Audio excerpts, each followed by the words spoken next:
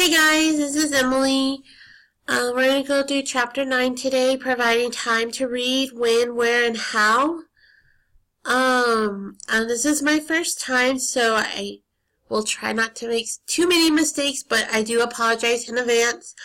If y'all can be so kindly and give me feedback on the video of how I did, that would be great, so I can improve myself since this is my first time. Reading assignment as homework. Treat reading guide as it were an exercise and grade like any other student product. The guide can be completed only in conjunction with reading. The assignment will serve as a strong endowment to read. You could present the reading assignment with audio recordings for your poorest readers. You can also encourage parents to assist their children in their reading if necessary. I would highly recommend to do audio recordings for your poorest readers, just because if you put them at the same level as your higher readers, they're just gonna get frustrated because they don't know what they're reading, and they're just gonna get so frustrated they're just not gonna want to do it anymore, and that's not what you want. We need to improve their reading. So I would try to do audio recordings for them, try to accommodate them, try to help them out. Just encourage the parents to assist their children, since parents are important to us in our education. So I would try to encourage that. Making the reading assignment, you can put all the pre-reading activities that we learned from chapter 5 through 8. This can be from assessing and building background knowledge, to introducing technical vocabularies, to conduct chapter walkthroughs, and to setting purposes for reading by means of reading guides. Just be careful when you present a long and lengthy selection. I would break it down because to keep your students' attention, they're not going to want to read a long and lengthy selection. They probably prefer more of a shorter assignments, but that's just kind of hard because some assignments you might have to read a long and lengthy section, and sometimes you don't, so it's kind of in between, in the middle. Each selection helps build prior knowledge for the next so that comprehension is aided over time. And then the differences in reading speed among your students are less problematic for shorter assignments. You'll have students who can read fast, who can read slow, or who's in between. I'm more in between. I don't like to read too fast nor too slow. Just try to keep at a steady pace so I can be able to understand the material. And if I read too fast, I will miss words that are important, and then I have to go reread it again. So, independent silent reading. This is the most natural type of reading we can do in a classroom. This will only teach children to work individually in their own pace to complete reading the material and reading guide. I would think about doing special conditions for certain readers. For example, the poor readers, audio reading. They need to listen to recording versions of the material or text containing marginals. If you don't have a recording version for some of your materials, I would probably recommend you doing them yourself so the child would be able to read the material and understand it. Most important rule, when students are silent reading, that's normally at their desk and it's quiet, I wouldn't sit behind your desk. For this type of silent reading, it requires active monitoring and occasionally stop in order to provide help, hints, and praise.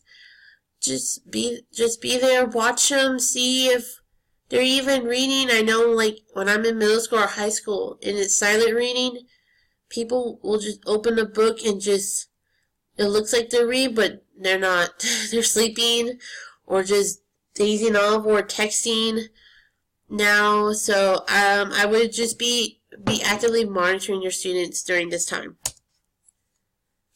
Teacher read out louds. You might have some students who aren't used to learn from the text. Then read out louds are an effective way to use. This provides an opportunity to interject commentary and explanations where needed. This might be more useful in the upper elementary grade level because they are in the fluency stage of development. They don't read as fluent as we do now. So having these read alouds and doing all of them, it'll help them with their fluency stage to be better readers. Reading in groups, this kind of really just depends on the teacher. When you teach reading in whatever subject you are in. The hard part is that students have different reading rates, and then it also varies degrees of fluency. So I try to be careful, try to see how can you try to balance that. You can use cooperative learning that we've discussed in the previous chapter. You can put them into just pairs, and each person will just take turns in reading. So I would probably recommend, if you do pairs, put them with a high reader to a low reader. So when a low reader, if he's struggling, he or she, the high reader can assist the poor reader and help him with a word or something. And then this keeps them actively engaged in their reading.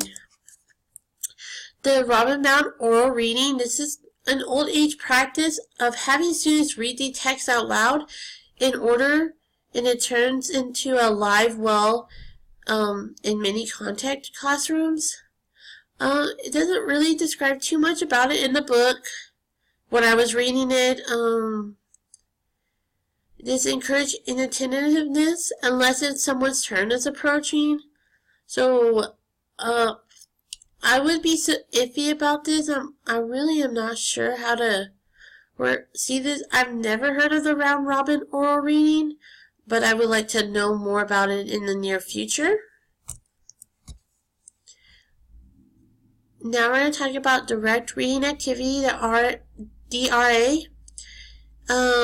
It's been a long staple of the elementary teachers. This remains the format of choice in organizing Basel reading lessons. This is properly used when a reading assignment is to be focal point of instructions. The students' comprehension of students can be increased by building their background knowledge in advance and giving them specific purpose for which to read. When completing the reading, the students will then engage in class discussion activities that is designed to extend their understandings further. I kind of like this one just because I like how the last part is engage in class discussions. This is where we can try to build up and use the Bloom taxonomy chart, try to break down their question more and just give them the ability to gain knowledge. Now here I presented a chart. It's a 5-step plan. This is kind of just based on a particular reading assignment. And then you have these steps all right here of what exactly are you trying to look for. You have your uses, and then you have the advantages, and then you have your drawbacks. And then you will see the rest of the charts, they're more of a 3-step process instead of the 5. I think this requires more steps than the other 4 that we're going to go over. Direct reading thinking activity. This is designed to help readers determine their own purposes for a reading selection and in deciding what's the most appropriate strategy to achieve these purposes. This is more of a thinking activity, and it has the needs for students to determine their own purpose for reading. The teachers will ask the students to make predictions. If it involves narrative, then it involves what will happen next. And if this involves exploratory, then it involves focus on factual information. I apologize. I've seen a video similar like this. It was a gentleman who was teaching 5th graders. He really liked this activity, and watching him do it with his classroom, I really like this reading thinking activity. I feel like it will build up their thinking skills. he has them reading a book during silent time, and he goes through each student and he'll just ask the students what they're reading, and then after they finish reading the page, he's like, okay, what's your prediction?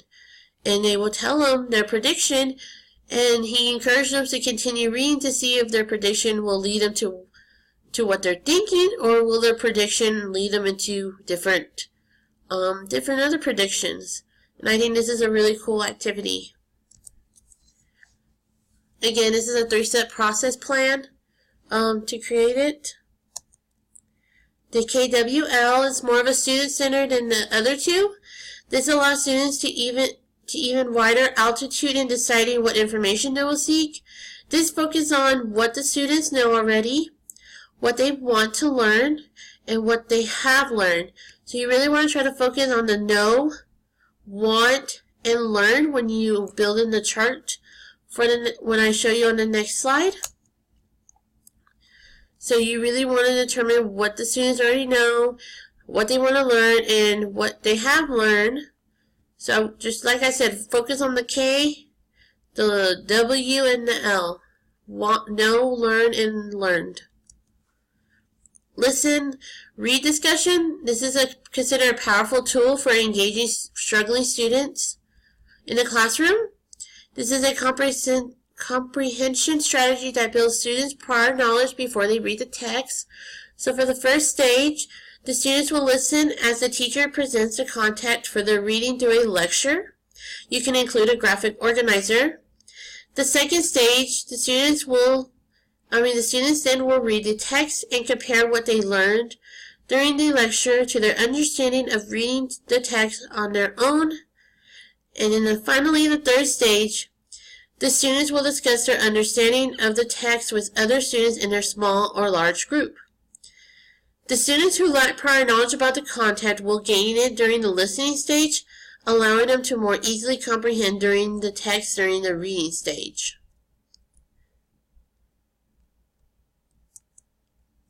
Recuperal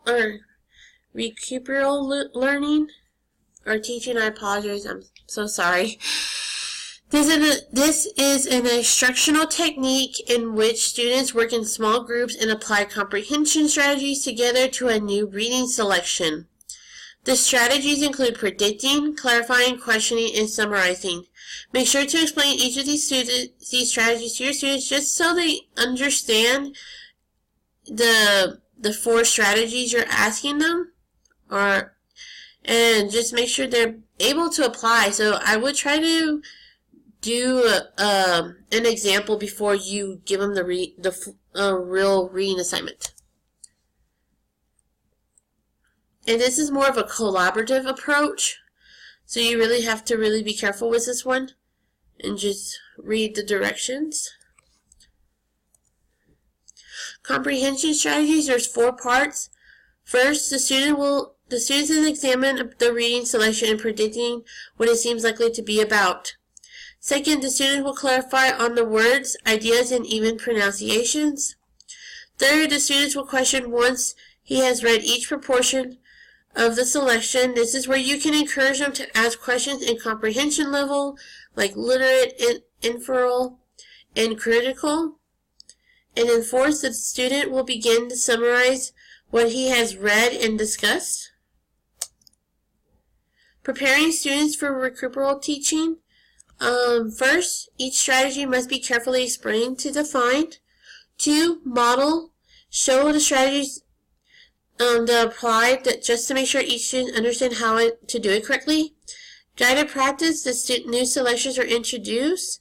The students gradually shifts the responsibility for applying the strategies to the student. Give the students practice reading selections before actually doing a real reading selection. Use student groups when doing this type of teaching without regarding to reading proficiency. Be aware of behavioral problems. And then just rotate amongst the groups to make sure they're understanding the process and assist if needed. I hope you enjoyed the video. I'm sorry for all the little mess up on the words. Please give me feedback at the end if you can. Thanks. Have a great night and a happy spring break.